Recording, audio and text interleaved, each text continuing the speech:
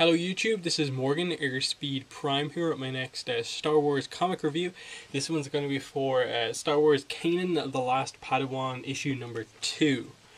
Would have had this out earlier on in the week, but I actually forgot it was out this week. Must have just misread what the this week's comic releases were.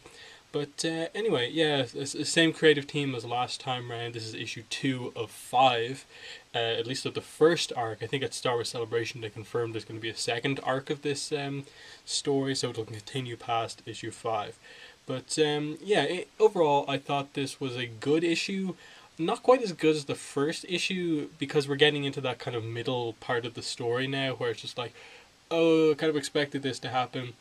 I still think there are some good sections in the story, like the very first part continuing immediately on after, obviously, the clones are just about to execute Order 66.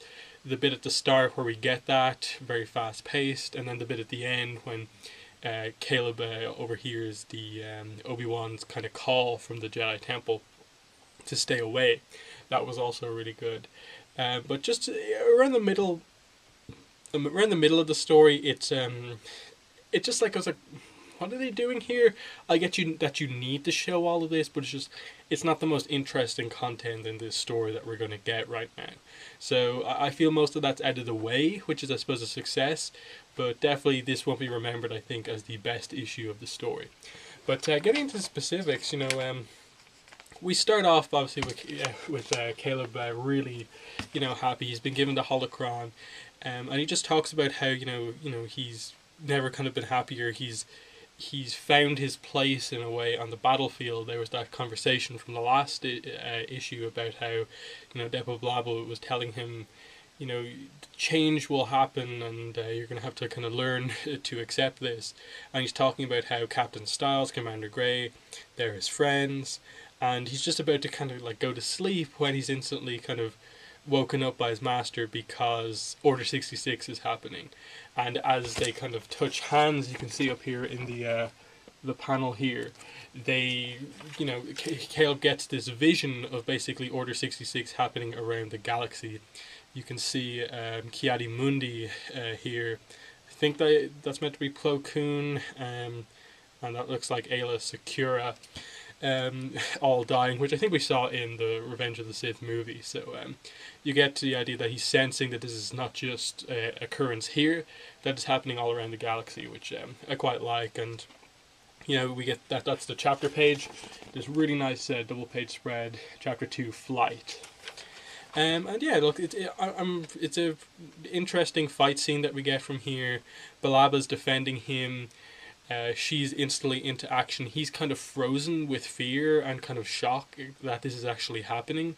He doesn't know what to do, and he kind of witnesses her basically start to kill some of the clone troopers that he's grown to see as friends, which definitely I think came across in Revenge of the Sith, just with the idea that Obi-Wan had to fight and / escape from his own troops and stuff like that.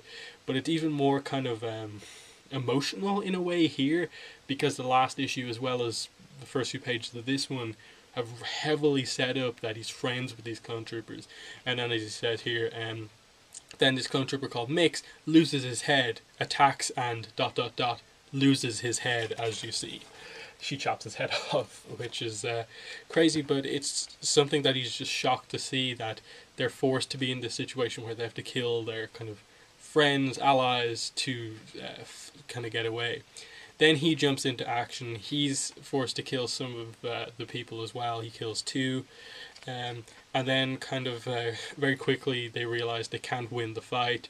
She tells him to run, and she lies to him for what he says is like the first time that his master's ever lied to him. And he knows that basically she's going to die to kind of protect him. And he runs off, and yeah, that's it. That's where you see the death of Depa Billaba.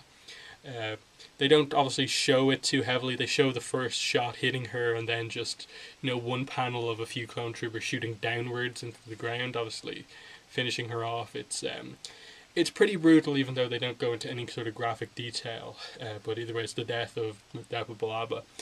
I hope over the next 3 issues of this first arc and maybe going to the second arc, they tell us a little bit more about her, because obviously with a lot of the old novels and stuff like that not being canon anymore, we don't actually know a lot, really much at all, about her as a character, other than that, like, she was in the movies a little bit, was on the council.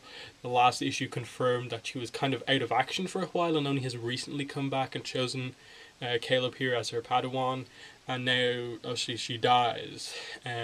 So there's still that kind of mystery about like where she's been the last while, because obviously the whole thing with her before was that she was like Mace Windu's apprentice and could use Vapad, Form 7, his version of Form 7. She doesn't seem to use that here, otherwise I think she would have taken out more clone troopers. But either way, he runs off. He kind of uses some kind of clever tactics in the forest to hide, kind of very quickly escapes on some transport to get away. And at this point, he's basically hearing about the kind of slandering of the kind of emperor and stuff like that. That, did you hear the Jedi Order betrayed the Republic and stuff like that? So yeah, and then it's around this point. It's just like it slows down a bit, and it makes sense that you get these pages where he kind of just needs to learn a lot of this stuff, that the Jedi across the galaxy are being hunted, and he kind of talks about how he's starving, he has no credits, he's too afraid to sleep, and that it's the first time he's ever been on his own because, as he explains it, as a youngling I went from straight from my homeworld to the Jedi Temple, and from the temple straight to the war. I learned how to think, how to meditate, how to fight, but no one ever taught me how to survive. So he's just suddenly be forced into this position where he's on his own and has to survive on his own with no backup from his master, his parents, or anything like that. He just has to somehow try and survive on his own. At this point, the weird alien guy who was the kind of general of the separatists, he was part of the rebellion on this planet. He's on this planet, and he just notices that this guy's a planet. Gives him a piece of fruit, talks about how he hasn't bathed in a while and stuff like that, and offers him just a chance to sleep on his ship. And he's being like fairly nice to him, and he doesn't really seem to like do anything about like trying to betray him, but just tells him that, look, your Jedi kind of plans aren't actually going to work anymore. You now that you're just a normal part of the galaxy, you have to lie, you have to cheat, you have to steal to survive. And basically asks, did the Jedi Temple teach you anything about how to do any of those things? And he's kind of questioning that. At this point he hears the kind of Jedi emergency signal summoning him home. So this is obviously the way to draw Jedi to the temple so they can be slaughtered. And then he basically asks this guy to fly him back to the temple, but he refuses because he sticks strictly to the Outer Rim. He goes off and basically gets questioned by some clone troopers, and actually lies about a Jedi being around. And so what does he do? He steals the guy's ship, which is called the Kazmiri. He steals this guy's ship, who's basically just helped him, which I suppose is him basically accepting this guy's advice straight away, that he's just stolen from the person who's helped him to get away. He's already set the coordinates for Coruscant and can't change them. At this point, he overhears the message from Obi-Wan. So you kind of get a sense of where this is taking place in response to, in respect to Revenge of the Sith, in that at this point, this is in that scene, obviously, where Yoda and Obi-Wan have gone back to the temple. They've kind of cleared it out, and they've changed the message to more warn people away, rather than kind of bring them to the temple. And this is really important because this message, Obi-Wan doing this, is actually something that Caleb gave Obi-Wan the idea to do. This is from the A New Dawn novel, which came out a few months ago, before Rebels even started. It was the first piece of Rebels content we really got. And in that book, I think you get a flashback early on in it, where he's at the temple and he's asking a lot of questions, and then basically brings up the idea, but what if something really bad happened? Could the the beacon be used to warn people away? And Obi-Wan is like, I suppose it could, but like, what sort of a situation could that be? And he's really thinking about it. Like, Caleb has really sparked this idea in Obi-Wan's mind, and obviously, at this point in time, he decides to put that into action.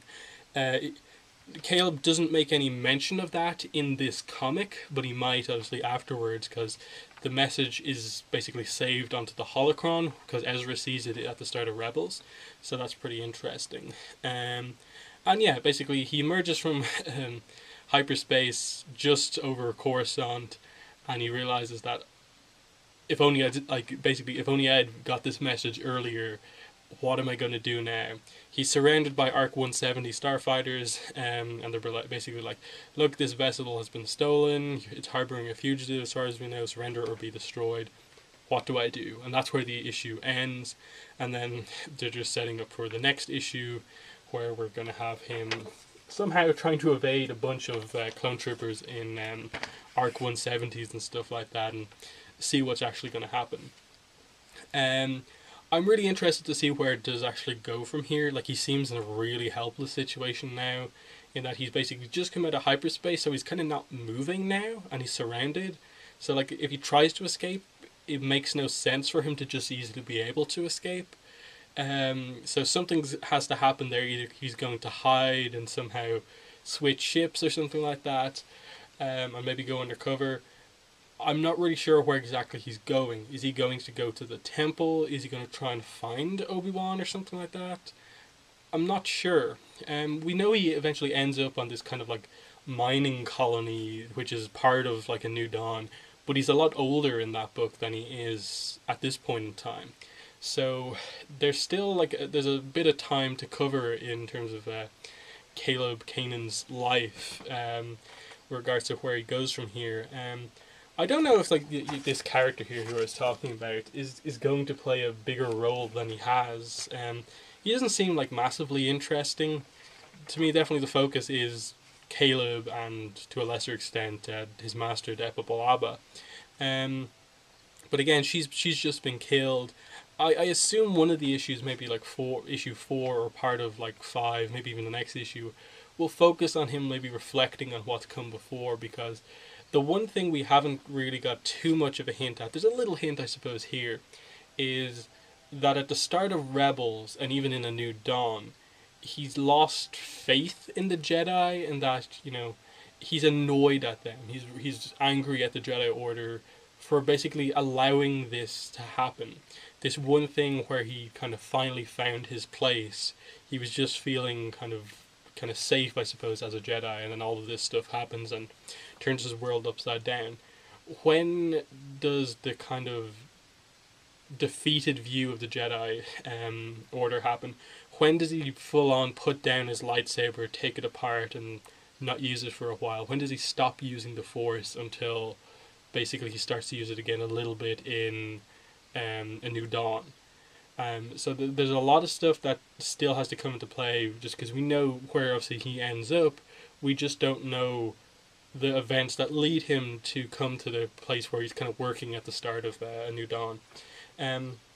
So yeah, solid issue, good start, good end, just lacking a little bit in the middle. It's just like, okay, he's escaped now, this is how he got off the planet, he avoids some people, steals a ship, and now he's kind of inside Coruscant space. So, it makes sense. It's something that was definitely necessary. You have to have this kind of middle part of your story, but it's definitely not the most exciting thing. At least the book ended at this point in time with a scene that is very exciting, and we're going to open up next issue with another exciting scene. So, I'm interested. And the art as ever continues to be really good. The covers are good, but definitely I'm just kind of wondering. Okay, this story is about the backstory of Kanan.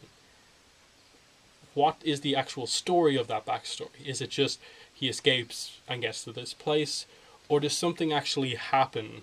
That's what I'm really wondering about. Like, right now it seems just very much like the story is just very much basic, what you would expect of any Padawan in this situation. His master puts down her life to let him get away. He gets away. He's struggling to know what to do and just is avoiding everything. But where's the actual story here? Is there something really notable about how Kanan escapes Order 66? That's definitely the kind of question I have going to the last 3 issues. So that's been a review. In the comments, let me know what your thoughts were on the issue. Other than that, that's been the review. Thanks for watching, and bye.